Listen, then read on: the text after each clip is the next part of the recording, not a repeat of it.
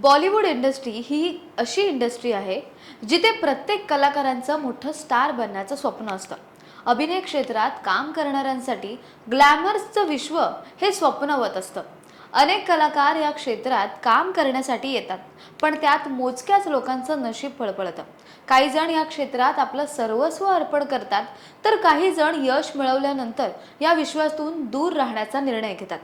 एकेकाळी बॉलिवूड विश्व गाजवणारी अभिनेत्री ममता कुलकर्णी ही सध्या महामंडलेश्वर पदावरून चर्चेत आहे. पण झगमगतं कलाविश्व सोडून अध्यात्माच्या दिशेने वळलेली ही एकमेव अभिनेत्री नसून असे अनेक कलाकार आहेत ज्यांनी कलाविश्वाला काही काळ का असेना मात्र रामराम करत अध्यात्माचा मार्ग स्वीकारला.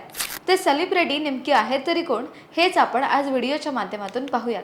नमस्कार, मी गौरी पाईकर मुंबई आउटलुकमध्ये तुमचं सर्वांचं स्वागत करते. ममता कुलकर्णी कोण आहे याविषयी सगळ्यांना माहिती आहे. जी कधी मॅगझिनवरील बोल्ड फोटोशूटमुळे तर कधी अंडरवर्ल्ड सोबतच्या कनेक्शनमुळे चर्चेत होती. मात्र आता ती मायानगरी सोडून साधू संतांच्या दुनियेत गेली आहे. तिने आपलं नाव बदलून श्री यमाई ममता नंदगिरी म्हणून नवी ओळख तयार केली. ममता कुलकर्णी हिच्या आधी हिंदी चित्रपट सृष्टीतील गाजलेले अभिनेते विनोद खन्ना आणि निर्माते तसेच दिग्दर्शक महेश भट्ट, विजय आनंद हे ओशो म्हणजेच आचार्य रजनीश यांच्या विचारांनी खूप प्रभावित झाले होते. ओशोंचा त्यांच्यावर इतका प्रभाव होता की भगवे वस्त्र परिधान करून रुद्राक्षांच्या माळा घालून ते संन्यासी जीवन जगू लागले होते. 1982 ते 1987 पर्यंत ते रजनीश यांच्या अमेरिकेतल्या आश्रमात राहिले आणि त्यांनी देखील आपलं नाव बदलून स्वामी विनोद भारती या नावाने नवी ओळख निर्माण केली. मात्र काही काळानंतर त्यांनी पुन्हा एकदा नेहमीसारखं आयुष्य जगण्याचा निर्णय घेतला. त्यानंतर बॉलिवूड इंडस्ट्रीत हँडसम अभिनेते म्हणून ओळखले जाणारे प्रेमनाथ हे राज कपूर आणि प्रेम चोप्रा हे एकमेकांचे नातेवाईक होते. राज कपूर आणि नर्गिस यांच्या बरसात या चित्रपटात त्यांनी रोमॅन्टिक भूमिका साकारल्या होत्या.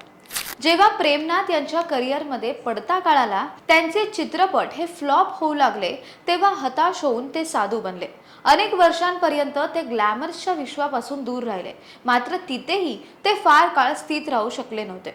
चित्रपट सृष्टीत परतल्यानंतर त्यांनी बादल, बॉबी, जॉनी मेरा नाम आणि जानी दुश्मन यासारख्या चित्रपटांमध्ये भूमिका उत्तमरित्या पार पाडल्या. अध्यात्मात काही काळ घालवल्यानंतर ठराविक कलाकार हे पुन्हा नेहमीच्या आयुष्यात परतले.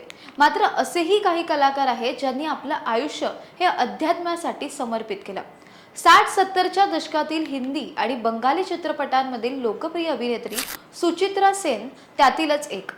तब्बल 25 वर्षांच्या करिअरनंतर तिने 1978 मध्ये चित्रपटांमधून निवृत्ती घेतली आणि अध्यात्माकडे वळण्याचा निर्णय घेतला. अखेरच्या श्वासापर्यंत तिने आपलं आयुष्य हे रामकृष्ण मिशनच्या सेवा आश्रमात घालवलं होतं. 1994 मध्ये मिस इंडिया या सौंदर्य स्पर्धेत सुष्मिता सेन आणि ऐश्वर्या राय यांना टक्कर देणारी ब्युटी क्वीन आणि अभिनेत्री बरका मदन हिने 1996 मध्ये खिलाडी ओम का खिलाडी या चित्रपटातून बॉलिवूडमध्ये पदार्पण केलं. काही वर्ष चित्रपट सृष्टीत काम केल्यानंतर ती टीव्हीकडे वळली.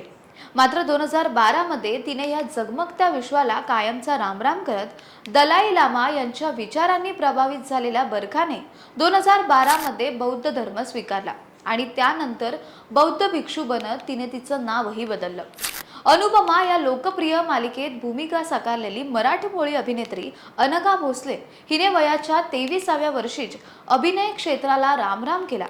अनघा कृष्ण भक्त असून तिने अद्याप संन्यास देखील घेतला नाहीये. सलमान खानच्या बिग बॉस या शो मध्ये झळकलेली सोफिया हयात ही सुद्धा ग्लॅमरस विश्व सोडून नन बनली. त्यामुळे ममता कुलकर्णी ही बॉलिवूड विश्वातून अध्यात्माच्या दिशेने जाणारी ही चर्चेत जरी असली तरी देखील हिंदी चित्रपट सृष्टीतील याही कलाकारांनी काही काळ का असेना पण अध्यात्माचा मार्ग हा स्वीकारला होता.